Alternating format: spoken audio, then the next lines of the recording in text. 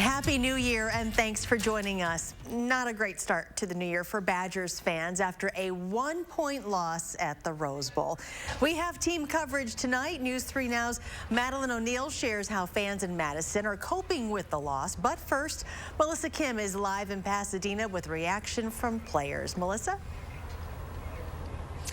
Yeah, Charlotte, a very dejected group of Badgers coming off of the field tonight, and they really want to etch their name in Wisconsin football history, but they just made too many mistakes, and, Oregon taking advantage of those mistakes. Badgers, some key points where they turned it around in the game in the Ducks' favor. Anthony Lottie fumbling the punt, and Oregon's Brady Breeze scooping it up to score. And after that, it seemed like Wisconsin was getting in a good little groove after Jonathan Taylor had 2 solid runs, but then Danny Davis fumbling the ball. And after the game, JT and Chris Orr telling us it's just hard for any team to win after making mistakes like that. When you have those things happen in a game, it'll definitely hurt you.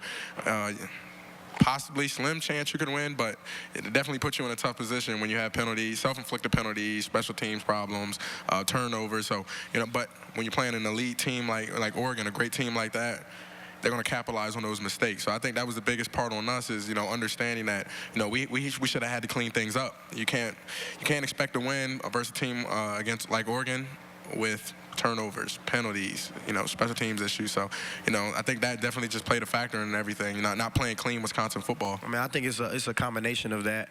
It's a combination of the mistakes that you make. Not only people love to point out the turnovers, but it's not just that. Like we misfit some stuff on defense. You have the little things that people don't notice. When you're just watching the game. But I think it's a combination of them being a really good team and then us making mistakes as well.